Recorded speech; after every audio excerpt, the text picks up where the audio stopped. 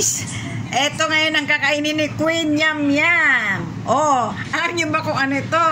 Oh, puto ng kalanchaw. Tignan ko lang ang challenge na yan. Tinatawanan ako ng nanay ko kung gaano yan sili, madami, kung gaano ko karami kainin yan.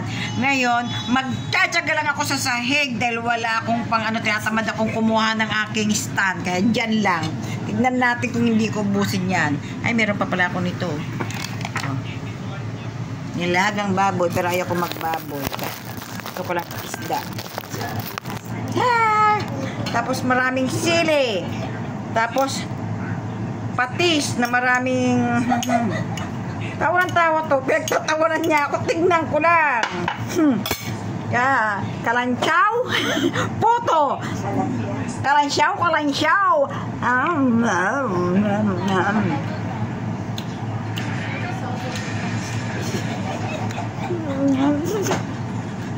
Tawa to. Sira ulo.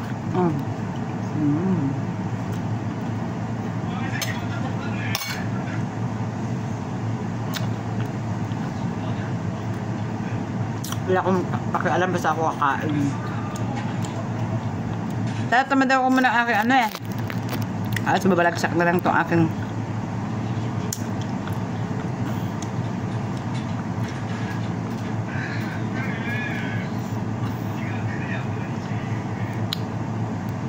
masarap kasi magkamay.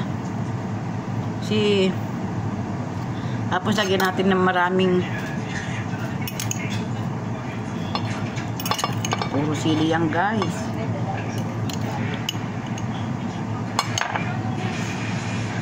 Wow, sarap. Saan ba stand? Tatamad ako maghanap ng stand ko eh. Ako na lang tatayo. Stand na yun.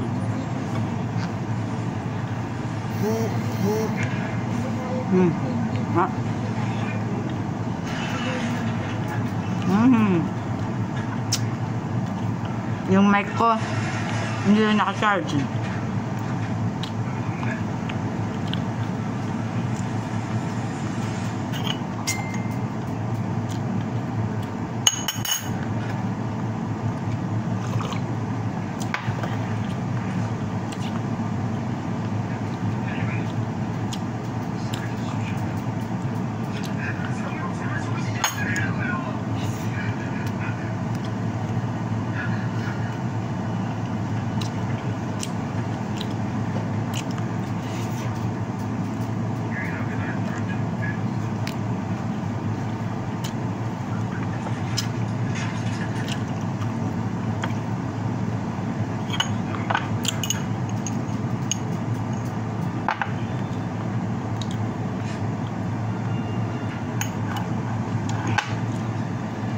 Oh, pulang-pula guys ang aking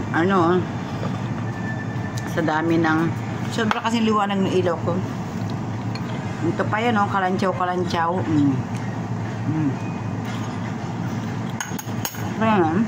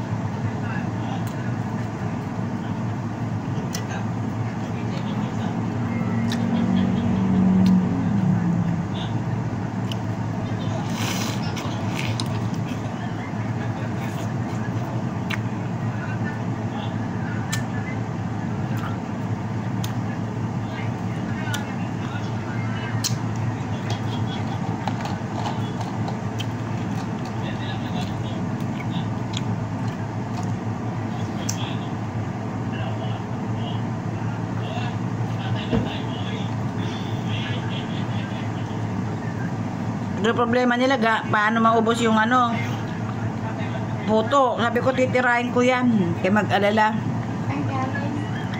Pangasinan, Kalanchaw. Ay, Kalasyaw. Kung Kalasyaw, kahit na Kalasyaw dyan. Basta lalagay ko sa tiyan ko yan. Ay, yung problemahin. Pero problema nila, sa nilalagay ko dami-dami bibingka. puto. Ang daming kakanin. Mga pinasalubong. Ubusin ko yan. Mamaya kainin ko yung iba ko. Sobrang sa toyo. Bagong. Sabay sili. Sarap. Anghang. Diba? Ano?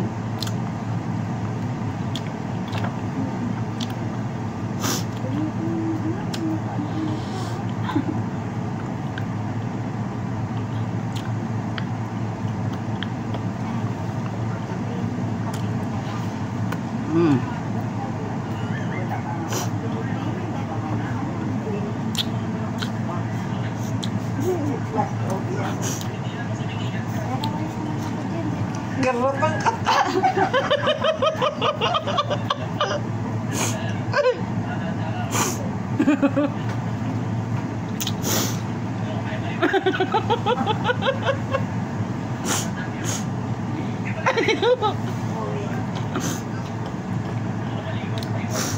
Ay, naku. Anghang. Ni, tinagmut. Ay, yawa.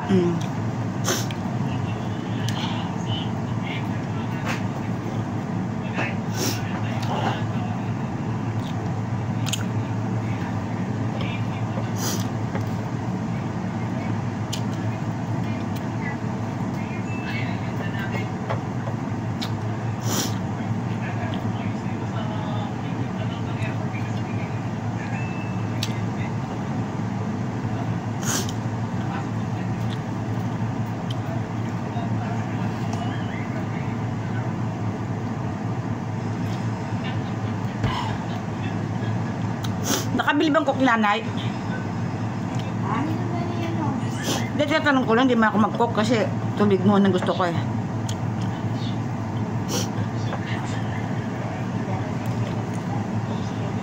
Ay, tinatanong ko lang kasi delikado pag walang cook yan.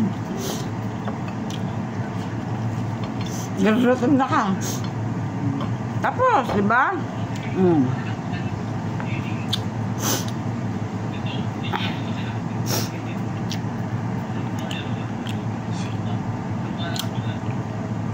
Kaya, nabot ko yan. Marami pa.